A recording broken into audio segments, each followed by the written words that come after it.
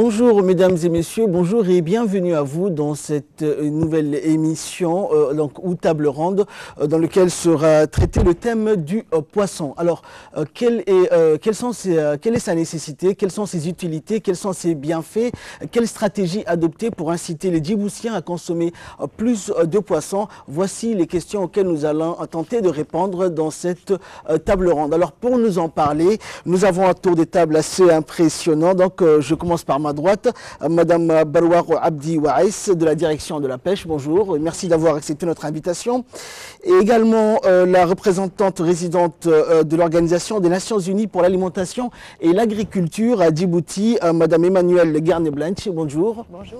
Également avec nous, Monsieur Khalil Sagno de l'UNICEF et Monsieur Niazi Abdelkarim, vice-président de l'ONG Bender Jedid. Alors ma première question sera posée à vous, Monsieur Niazi.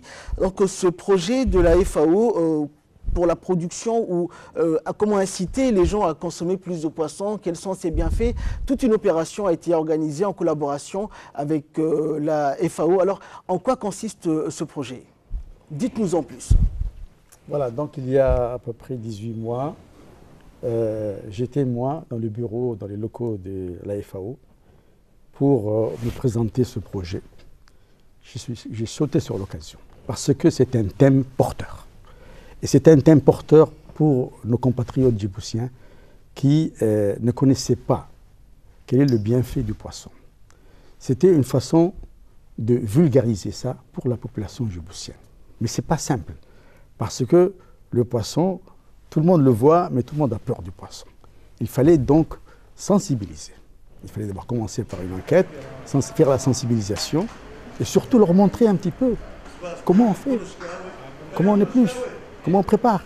Et ça a été, je remercie vraiment tous les acteurs qui ont joué un grand rôle ici pour faciliter la consommation du poisson. C'est un projet régional et qui a touché pas mal de pays, 20 pays dans l'Afrique de l'Est, australe.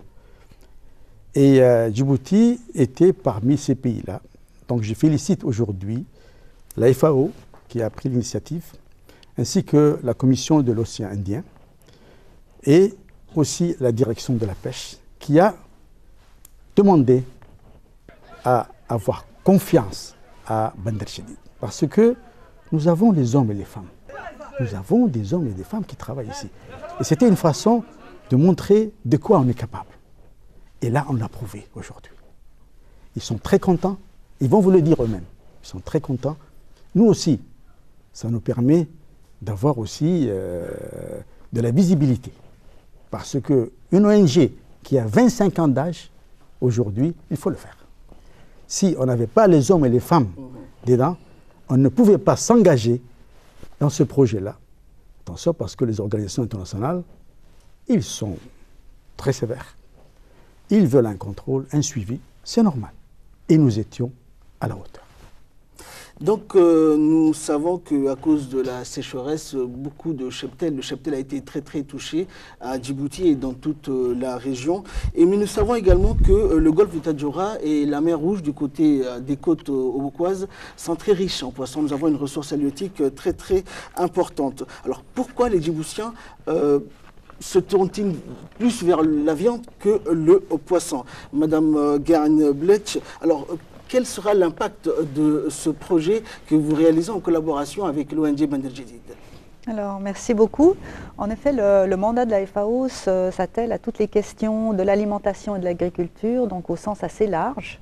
La pêche est un des départements très importants de l'agriculture, notamment à Djibouti, mais on travaille ici également énormément sur les questions de l'élevage, des filières porteuses de l'élevage, qui sont forcément d'une certaine manière très traditionnelles. On a affaire à des communautés qui sont à vocation pastorale, donc il est évident que la filière de l'élevage est dans la tradition avec une tradition de consommation de lait et de viande. Par contre, effectivement, que dans les pays arides, semi-arides comme Djibouti, avec une dureté d'année en année sur les questions de sécheresse qui s'accentue, il est très dommage de ne pas utiliser le secteur de la pêche qui est sous-consommé et sous-exploité. Donc l'idée est venue de là. Donc on a eu l'occasion au niveau régional de développer ce Smart Fish, c'est le nom du programme régional de la pêche, qui effectivement, comme vous l'avez mentionné, touche une vingtaine de pays et qui a eu la possibilité de répondre de manière assez spécifique aux priorités de chaque pays. Donc pour Djibouti, on s'est concentré sur les questions de consommation, de faire un lobby pour que les populations reconnaissent les valeurs du poisson en termes nutritifs.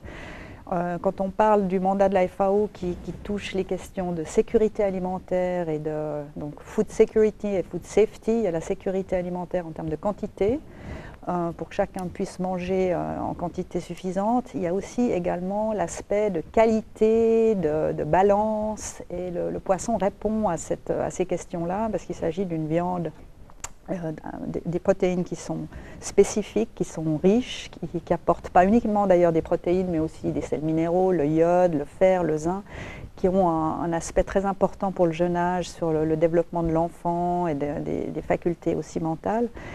Donc, de promouvoir le poisson à Djibouti semblait quelque chose de très logique parce qu'il y a une richesse énorme. Le golfe de Tadjoura est très riche, Obok et la région du golfe d'Aden également.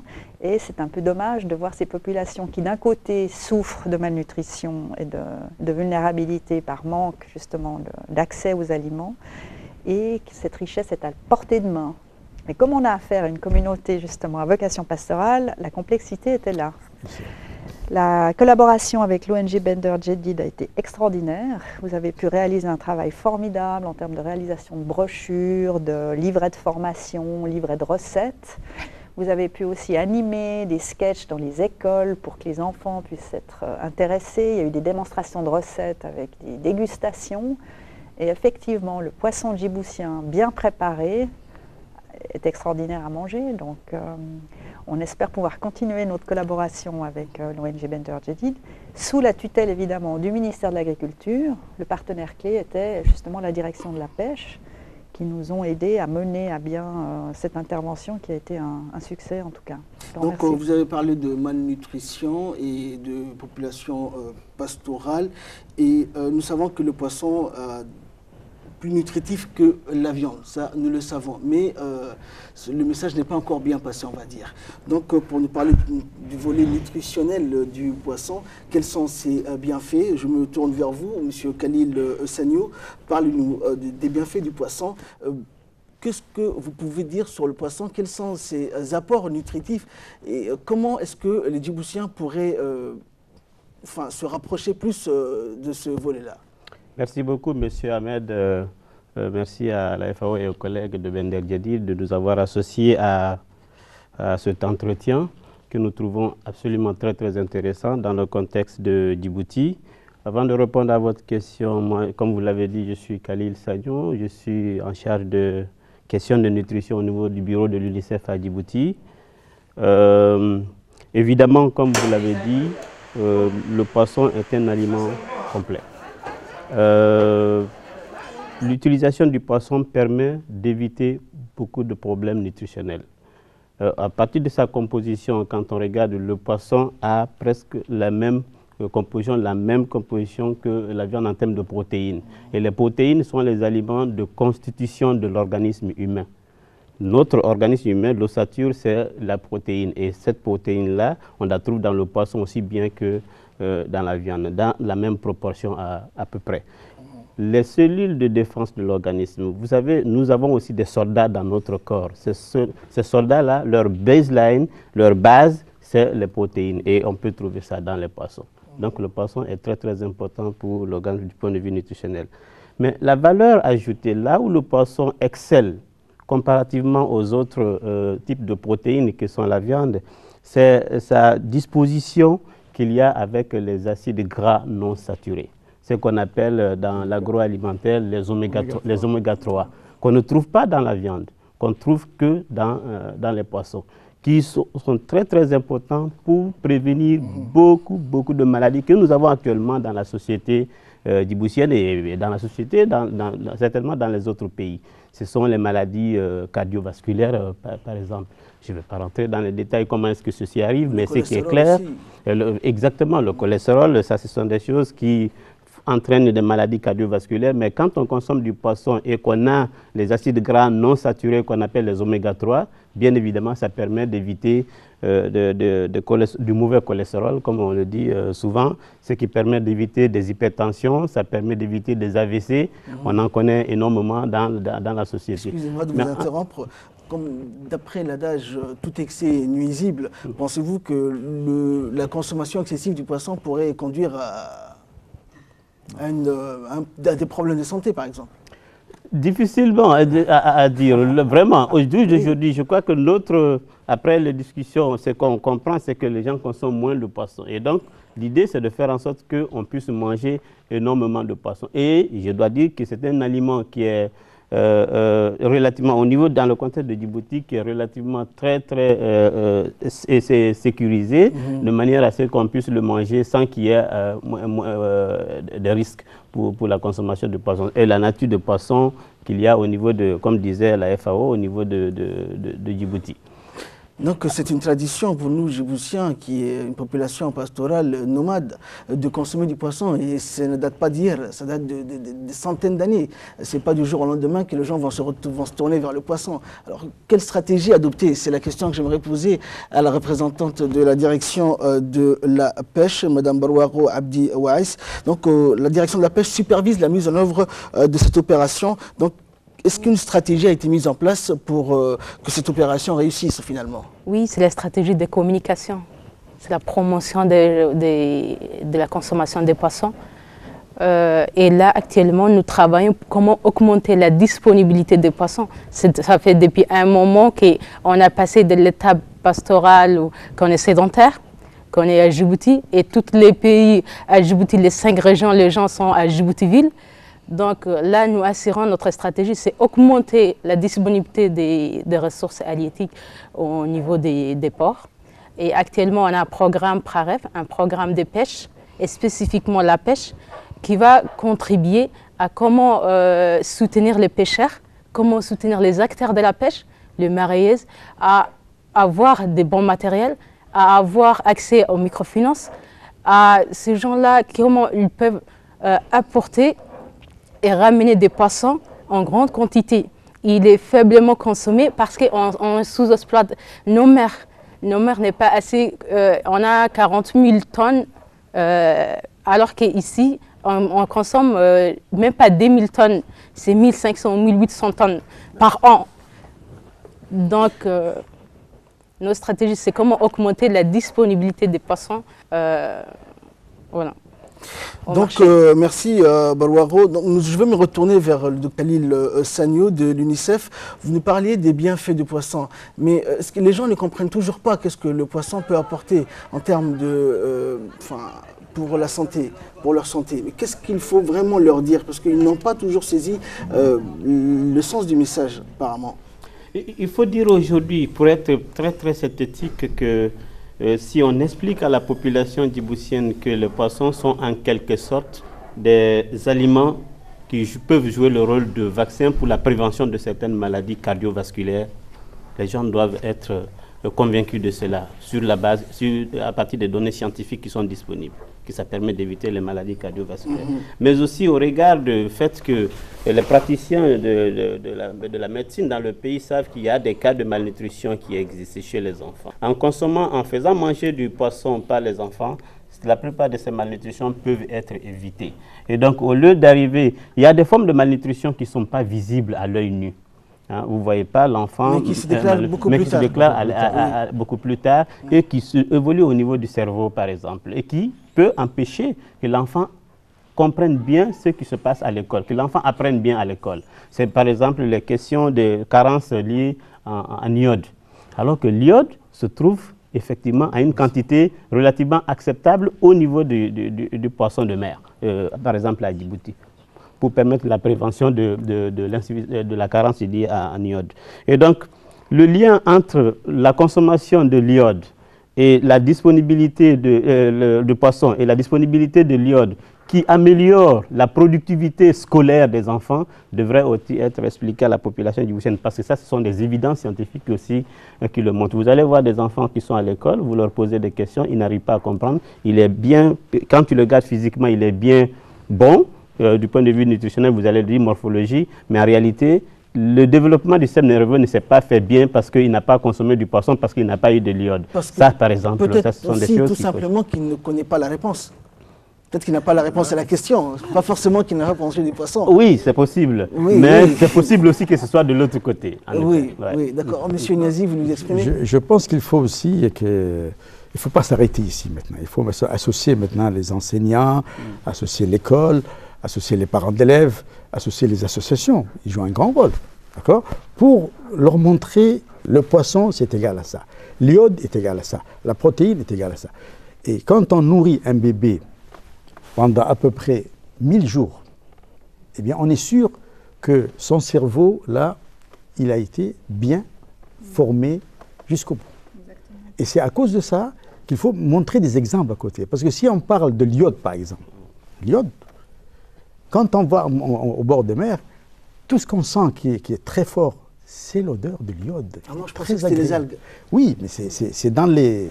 cette odeur qui dégage. C'est très beau. Tu respires un bon coup, tu vas voir. Tu es en bonne forme. D'accord? L'iode aussi joue un grand rôle dans la glande thyroïde. De la thyroïdie ici. La thyroïdie est une maladie qui touche beaucoup les femmes. Et aussi qui touche beaucoup les gens qui habitent loin de mer, dans les montagnes. Et quand on a un manque d'iode, ça se traduit par des goitres. Ça se traduit par des gonflements ici. Moi, j'ai connu des enseignantes qui étaient très belles. Mais avec cette manque d'iode, ils ont eu des coups très larges comme ça. La beauté a fané. Ils étaient obligés de cacher tout ça. Non, ce n'est pas une honte. Il faut se nourrir en iode, il faut se nourrir en poisson. C'est très riche et c'est complet. Moi, je ne dis pas que la viande, il ne faut pas l'en manger. Non, il faut diversifier. Il faut amener à l'organisme, parce que seul notre organisme sait fabriquer. Tu lui donnes des éléments d'acides aminés et d'acides gras, il sait fabriquer. Il va équilibrer tout ça. Il va équilibrer, il va fabriquer. Est-ce que le sang, on le vend en pharmacie? Non. Le sang, il est fabriqué par l'organisme. D'accord? Et il y a d'autres aussi vitamines que nous, on ne voit pas, la carence dont parlait le docteur. Il faut associer tout le monde pour arriver à augmenter la consommation du poisson, qui est bénéfique pour les enfants, mais aussi pour les adultes. Donc sensibiliser tout le monde. Sensibiliser tout le monde. Et ne pas s'arrêter ici. Intervenir? J'avais juste envie de placer un autre aspect sur les questions de pêche, consommation de poissons, etc. Il y a un marché qui existe à Djibouti-Ville qui est très important sur la consommation du poisson au niveau des restaurants, etc. Et l'aspect que certaines communautés puissent justement avoir des activités artisanales de pêche, il y a l'aspect nutritionnel au sein du foyer, mais il y a également l'aspect génération de générer des revenus pour aussi diversifier dans les ménages et avoir un pouvoir d'achat. Donc la direction de la pêche s'est attelée à un travail aussi considérable de définition d'une stratégie de la pêche à Djibouti et d'une politique pour que justement le poisson soit préservé et constitue un marché au sein des pêcheurs artisanaux et non pas des grandes pêcheries commerciales étrangères, pour que le bénéfice reste justement au niveau des Djiboutiens et des ménages, parce que c'est un revenu très important qu'on peut dégager également. Et création d'emplois. Création d'emplois. Parce que la création d'emplois est très importante aujourd'hui. Absolument. À Djibouti, c'est quelque chose.